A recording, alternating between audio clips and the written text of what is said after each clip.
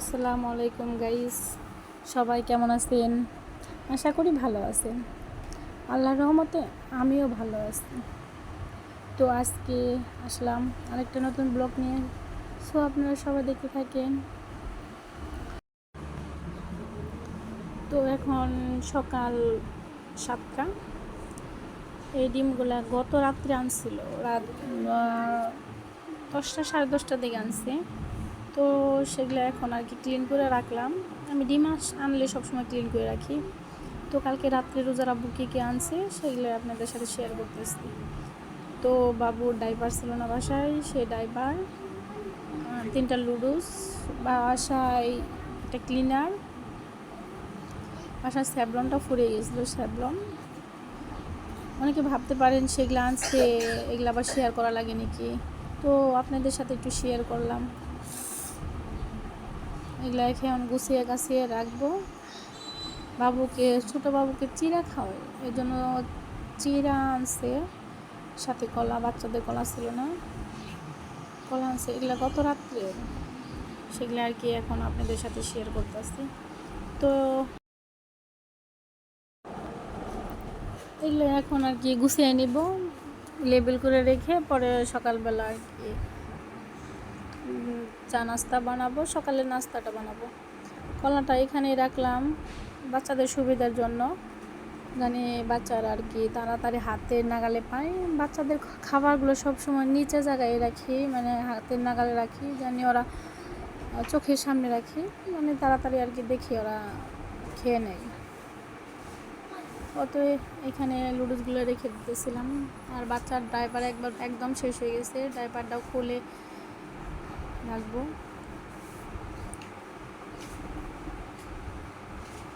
আমার ছোট বাবুটা আমি কি করি না করিও আবার দেখতেছে।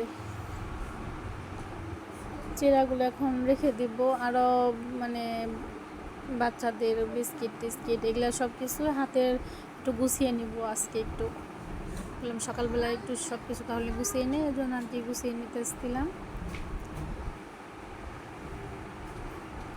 এই চিড়াটা আর কি বাবু হলো ভিজিয়ে রেখে কলা দিয়ে কিংবা দুধ দিয়ে একটু খাওয়াই।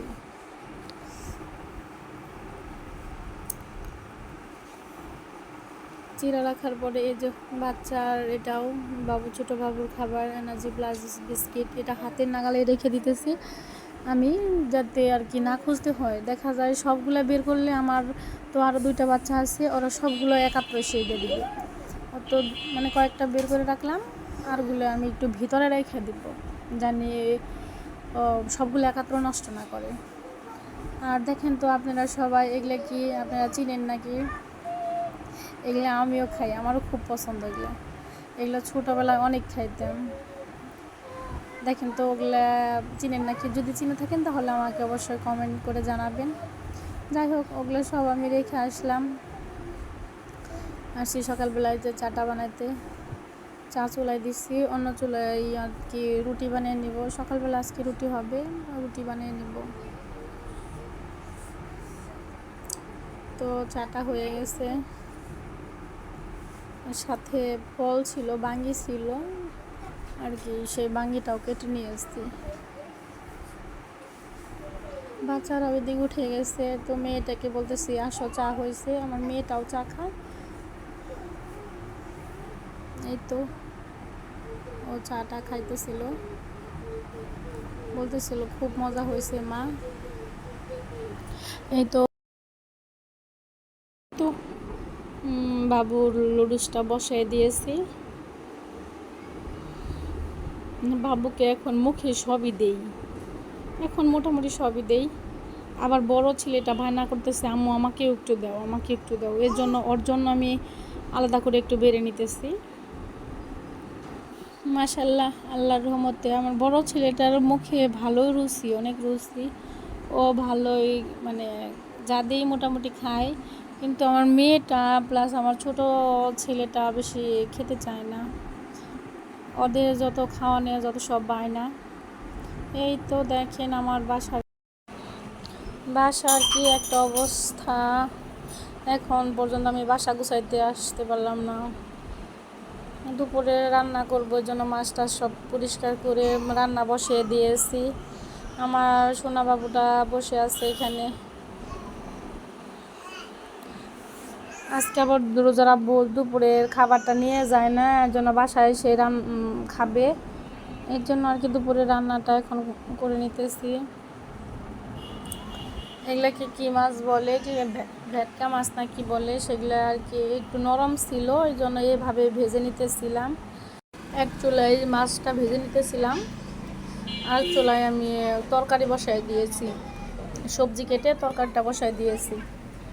এখানে শসা আছে, সাথে ছোট ছোট 2টা আলু দিয়ে নিয়েছি। এই তো মাছ ভাজিটার সাথে আমি মরিচ পেঁয়াজ একটু ভেজে পরে ওটার উপরে দিয়ে দিয়েছি। তো রান্না করতেছিলাম, বাবুকে খাওয়াইতেছিলাম, আবার রুম পরিষ্কার করতে গিয়েছিলাম।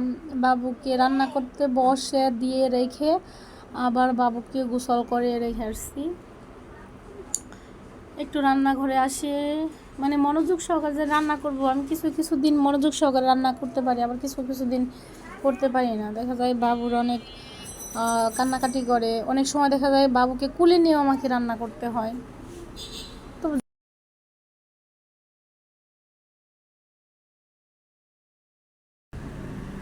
তো আমার দুপুরের রান্নাটা শেষ হয়ে গেছে, কমপ্লিট হয়ে গেছে।